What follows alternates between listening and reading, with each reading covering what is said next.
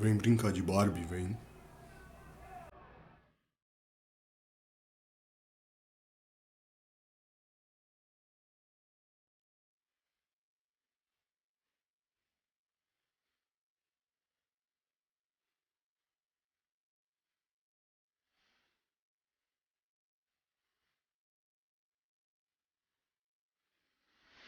E na videoaula de hoje vamos falar sobre Nicolaus Barbie, mais conhecido como Klaus Barbie, também conhecido como o açougueiro de Lyon ou o carniceiro de Lyon, depende da tradução que você faz aí do francês. Bom, vamos lá. Klaus Barbie nasceu na cidade de Bad Godesberg, na Alemanha, no ano de 1913. Só para fazer um cálculo rapidão aí, 1913, lembra que em 1914 foi quando começou a Primeira Guerra Mundial. Inclusive, o pai de Klaus Barbie era um veterano da Primeira Guerra Mundial. Pois é, a Primeira Guerra Mundial não deixou o pai do Barbie lá muito feliz, né? A situação que a Alemanha ficou após a guerra deixou o cara bastante descontente e, assim, isso afetou na criação de Barbie, né? Klaus Barbie foi educado sobre uma família muito rígida, né? O pai dele acabou sendo um sujeito bastante severo e assim os biógrafos do Barbie aí acabam acreditando que esse tipo de educação que ele recebeu logo na primeira infância influenciou diretamente a postura dele. Porque na hora que você observa a história do Klaus Barbie, você consegue perceber que ele tinha algum tipo de perversão, ele tinha algum tipo de prazer em sofrimento alheio, né?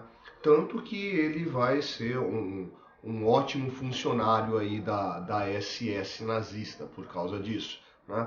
Essa postura do Barbie, né, foi o que acabou rendendo para ele o tal apelido aí de açougueiro de Lyon.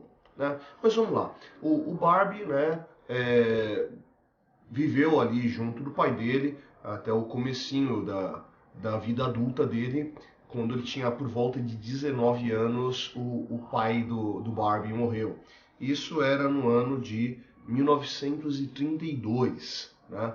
Bom, o Barbie, né, sem o pai por perto, o pai dele acabou de falecer, tinha que se virar com o que podia, né? Não tinha condições financeiras, afinal de contas, a Alemanha, no entre guerras, estava numa crise desgraçada e ele não era de uma família muito abastada.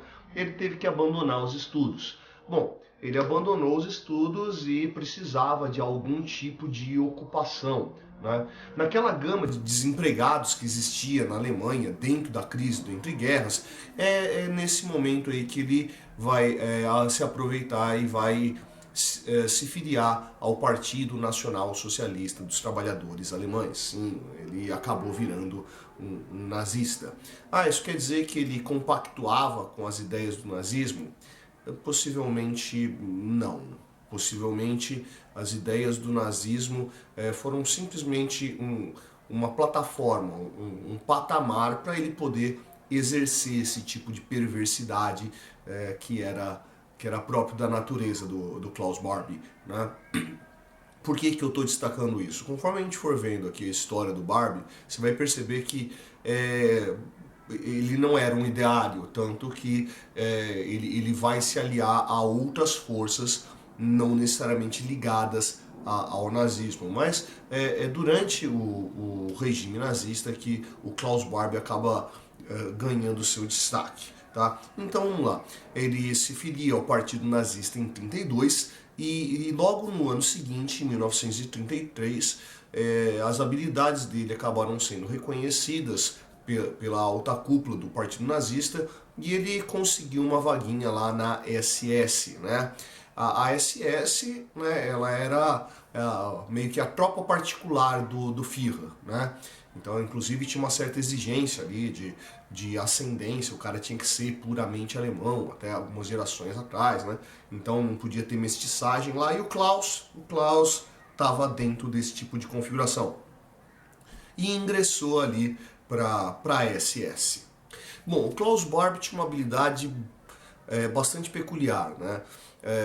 Devido a essa perversidão que eu estava falando, ele não se incomodava muito com sofrimento alheio, né? O que dava para ele uma certa habilidade em investigações, né? Então ele não tinha pudor nenhum em aplicar torturas para poder extrair das suas vítimas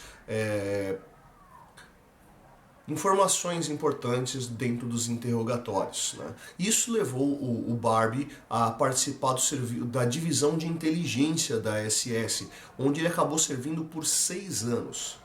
Tais habilidades do Barbie vão ser bastante importantes depois da conquista da França pelos alemães, né? Conforme os alemães avançaram sobre o território francês e dominaram aquele território, precisava de gente ali para combater qualquer tipo de resistência. Aliás, a França ficou conhecida principalmente por causa da resistência que surgiu durante a ocupação nazista, os chamados maquis, né?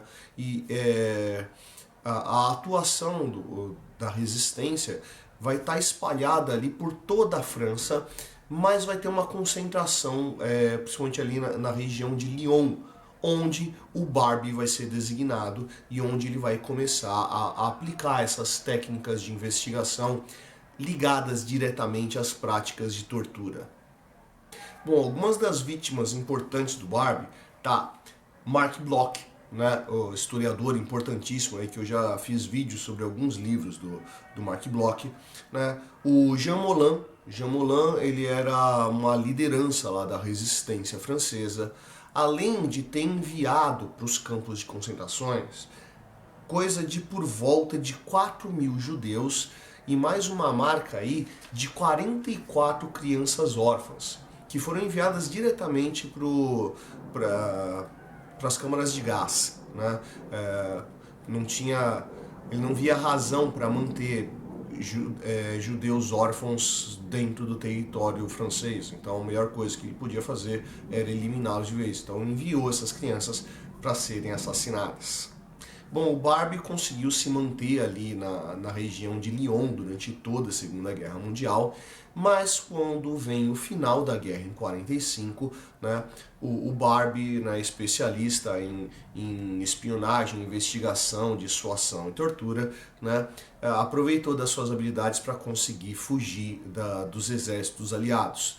E o cara fugiu por um bom período, tá? O Barbie, ele conseguiu ficar escondido por 2 anos. Até que em 1947, a guerra já tinha acabado, ele foi encontrado pelo exército americano, né, e foi levado capturado. Só que as habilidades do Barbie foram reconhecidas pelo exército americano, tanto que ele acabou sendo convidado a ingressar à inteligência do exército americano. Com qual objetivo? O objetivo de investigação e dissuasão e espionagem.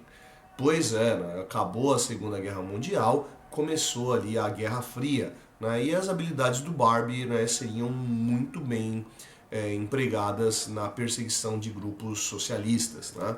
Afinal de contas, né, a União Soviética, que até a Segunda Guerra Mundial era uma aliada dos Estados Unidos, agora passou a ser a oposição dos Estados Unidos.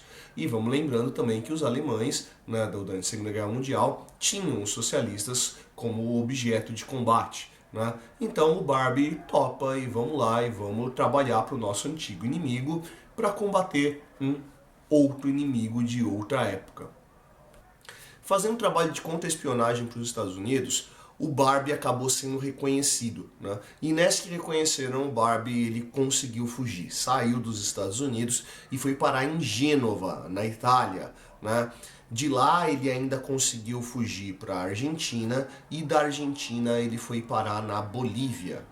Pois é, ele vai parar na Bolívia na década de 1960. E o que estava acontecendo na América Latina em 1960? Foi um momento onde vai surgir uma série de regimes militares ali ligados diretamente à CIA, né, na contenção de movimentos socialistas, né? Bom, as habilidades do Barbie vão ser bastante reconhecidas, né? Aliás, né, ele vai conseguir chegar, né, na América sobre um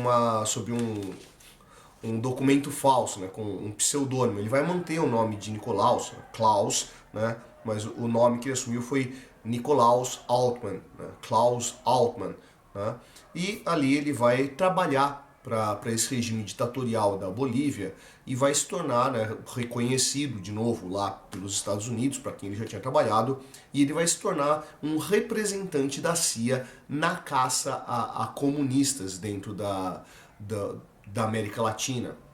Pois é, né? Após a Segunda Guerra Mundial, vão surgir uma série de grupos de caçadores, de nazistas, né? Sabendo que muitos deles fugiram da Alemanha, entre eles o Klaus Barbie, né? E ele vai ser reconhecido, né? Ele vai ser reconhecido no ano de 1971. Né?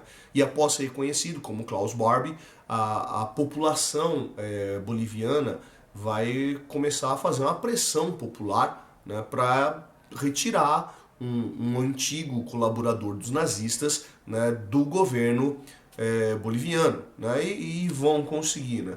O Klaus Barbie é extraditado, né? Inclusive ele é extraditado no ano de 1973, ele é levado para a França, onde ele vai ser julgado. O julgamento dele, né? Desculpa, 73 não, perdão. Ele vai ser julgado no ano de 1983. Né? No ano de 1983 vai ser o julgamento dele, onde ele vai ser julgado por crimes contra a resistência francesa e por crimes contra a humanidade, né? Em todas as torturas e perseguições que ele promoveu, né? E vai ser condenado à prisão perpétua. Né?